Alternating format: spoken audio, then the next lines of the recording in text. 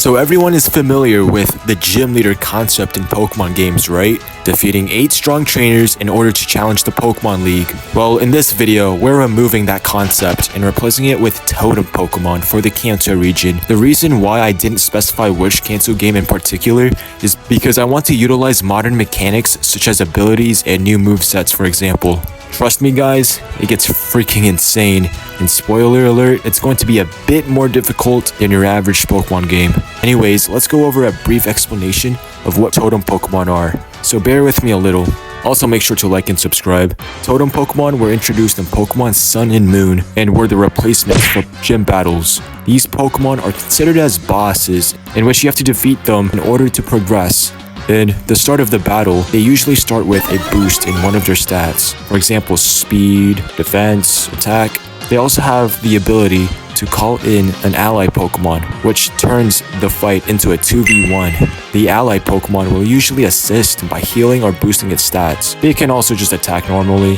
First, you have to decide the types for each of the totems. My idea is to utilize the same types as the gym leaders. So for example, the first totem will be rock, then water, then so on, following similarly to the gym leaders in Kanto. Also, the gym leaders will be the trial captains of the totems.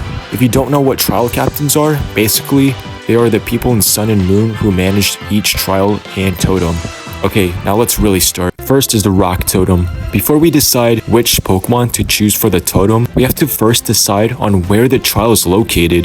The location that I've decided on is Mount Moon. It's one of the closest locations to Pewter City's gym, and the fact that it's in a cave fits with the rock type aspect. For the story, I can see Brock waiting outside of Mount Moon to greet you for your trial. He'll instruct you to make it through Mount Moon in order to challenge the totem Pokemon. As you make your way through Mount Moon, you will be encountering Team Rocket Grunts, who are trying to uncover fossils, which is similar to the base game, you know. After you defeat the Super Nerd and obtain the fossil of your choosing, Brock will catch up to you. He apologizes for Team Rocket's intrusion into the trial and kicks them all out of Mount Moon. He states that he wasn't aware of Team Rocket's entry into Mount Moon, so he heals your Pokemon as an apology. Then he warns you about the totem Pokemon that will appear at the exit. As you make your way to the exit, ground starts to tremble. The totem Pokemon emerges from the ground. It's Onix. Onix is the totem Pokemon. Onix will be level 16 and will have a 2x special defense boost. This is to counter Bulbasaur and Squirtle's super effective special moves. As you know,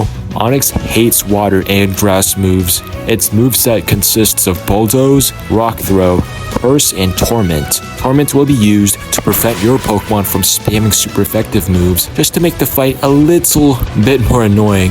Now let's talk about the allies that it can call in. First up, we have Zubat. Zubat is just here to dish out extra damage, while also being immune to Onix's Bulldoze. The other ally Pokemon is Geodude, and he'll be a support/offensive Pokemon. He'll have access to Sandstorm and Stealth Rocks to chip away your Pokemon's health. Yes, I am aware that he is affected by Onix's Bulldoze, but it's alright, since Geodude's main gimmick is its hazards. So if he at least sets up one of them, then it has served its purpose. Sorry, Geodude. Anyways, after you beat Onix, Brock will come over to you and award you with the Boulder Badge, similarly to the gym challenge. So yeah, you won't be awarded a Sea Crystal, unfortunately. Next up is the Water Totem.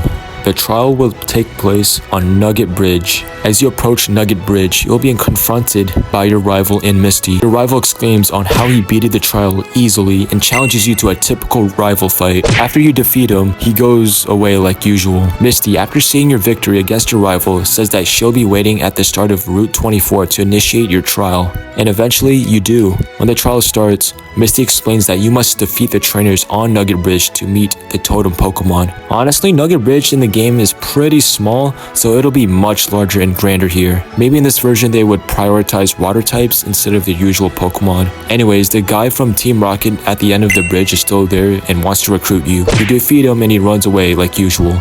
Misty overhears the commotion and heals your Pokemon as an apology for the incident. Now you're ready for the totem. She gives you the old rod in this game and tells you to fish at the coast of Nugget Bridge. You do as you're told, you reel in a Gyarados, and guess what? It's the totem.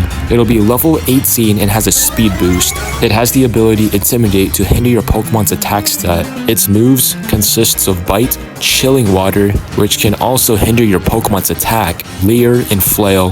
One of its allies is Psyduck, which will be mostly a support Pokemon. It has the moves Rain Dance, Confuse Ray, and Helping Hand.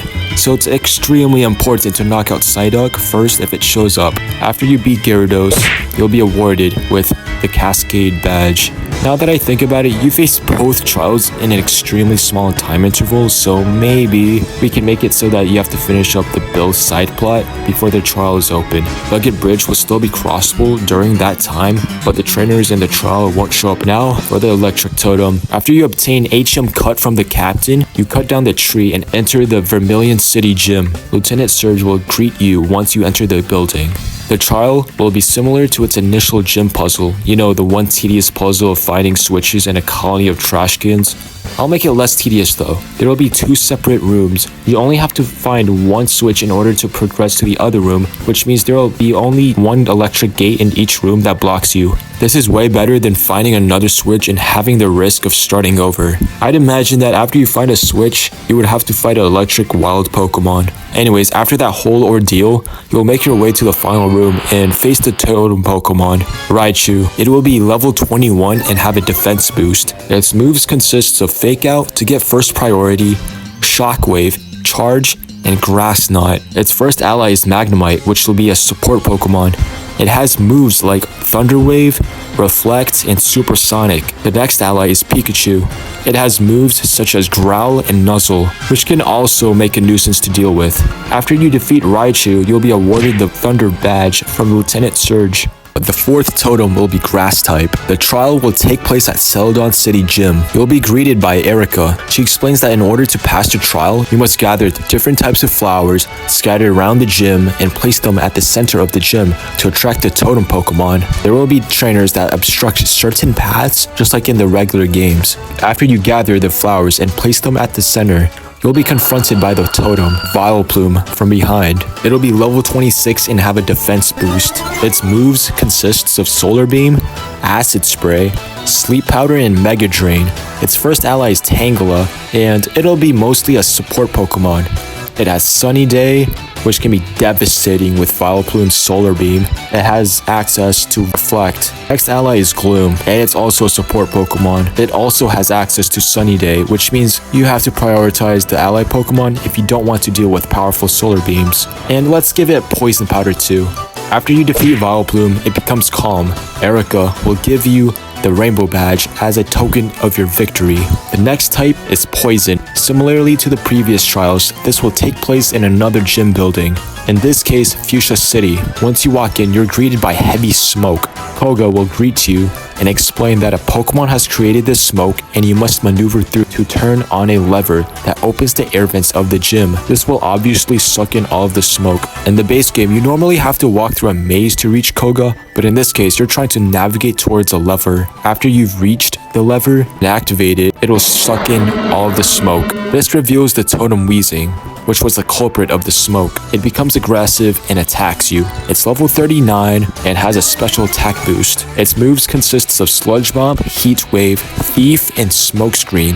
The first ally is Venomoth. It has Toxic Spikes to set up poison damage for your other Pokemon. It also has Confuse Ray just to make the fight even more annoying. And yes, this fight will be extremely frustrating, so like imagine dealing with accuracy drops and confusion. It's going to be a nightmare. The next ally is Muck, and it's also going to be annoying. It has Poison Gas, it has Minimize, which will make it harder to hit, and let's throw in Screech, which harshly lowers your Pokemon's defense. So guys, how justifiable is this fight? Am I overdoing this? It should be fine. After you defeat Weezing, Koga will award you with the Soul Badge. The next totem is Psychic. After you're done with the Silph Co fiasco, Sabrina teleports next to you and says that you're ready for her trial. Honestly, coming up with a trial objective was a little bit difficult, so this is the best I can come up with. An Abra appears, then teleports. Sabrina asks you to locate this roaming Abra, which is only confined to Saffron City. After finding the Abra 3 times around the city, Sabrina teleports to you and explains that you've passed the trial. However, she exclaims that she senses a strong psychic aura. Then, the Totem Alakazam teleports behind you and initiates the battle. It's level 40 and has a defense boost. Its attacks consist of Disable, Ally Switch, Psybeam, and Shadow Ball. Its first ally is Mr. Mime, and it's going to be a support Pokemon with moves like Reflect and Light Screen to tank hits. The next ally is Slowbro, which will be a mixed attacker. It has Heal Pulse to heal Alakazam, which could cause some trouble. Alakazam's ally switch can also make it very annoying for you to prioritize Alakazam. After you defeat the Alakazam, you'll be awarded the Marsh Badge. The next totem is Fire. First, you must obtain the gym key from the Cinnabar Mansion, just like the base games. After you unlock the gym using the key, you'll be greeted by Blaine. Just like in the base games, he'll give you some Pokemon trivia, and if you complete the trivia, you'll be able to face the Totem Pokemon. After you've done that, Blaine will guide the player into a cave that leads to the inside of the Cinnabar Volcano. Inside, you'll see the Totem Magmar, and it confronts you. It'll be level 45 and have a speed boost. Its moves consist of Lava Plume, Clear as Smog, Thunder Punch, and Fire Punch. Its first ally is Ninetales. It'll be a mixed supporter. It has access to Sunny Day, which will boost fire-type moves. It also has Snarled, which will decrease your Pokemon's special attack. It will have the ability Flash Fire, which makes it immune to Magmar's powerful Lava Plume. The next ally is Growlithe. It's going to be an attacker, but for fun, it'll have Roar, which will cause your Pokemon to be constantly switched out. After you defeat Magmar, you'll be awarded the Volcano Badge. Now for the final totem, the last totem you need to challenge the Pokemon League. As you enter the Viridian Gym, you're confronted by the boss of Team Rocket, Giovanni. So it's somewhat similar to the base game. He instructs you to battle him. Just like in the Kanto games, he'll use a variety of ground-type Pokemon. After you defeat him, he becomes frustrated and in disbelief. This is the 3rd time he lost to you, so in desperation, he sends out a Marowak. This isn't just a regular Marowak. He explains that it's a genetically enhanced Marowak with the help of Team Rocket's technology. Basically, the Marowak is the totem Pokemon of this quote-unquote trial. Giovanni begins to explain that nothing can defeat this Pokemon and he'll put everything on the line, which includes Team Rocket. In fact, he is so confident that he lets you heal your Pokemon before Marowak attacks you. And so the battle initiates. It's level 47 and has all of its stats boosted. Its moves consist of Bone Meringue, Thunder Punch, Aerial Ace, and Ice Punch. Its first ally is Dugtrio. It has Arena Trap, which prevents your Pokemon from switching. It also has Sandstorm to chip away your Pokemon's health. The next ally is Nidoqueen, and it'll be mostly an attacker. Its major move is Toxic Spikes to poison your Pokemon. So yeah, this will be a difficult fight, that's for sure. After you defeat Marowak, Giovanni commends your strength and gifts you the Earth Badge. And as promised, he disbands Team Rocket and goes on his merry way. And what do you look at that? We're done. What do you think, guys? Do you guys prefer totems or regular gym leaders? If you guys want to check out more of my videos, click over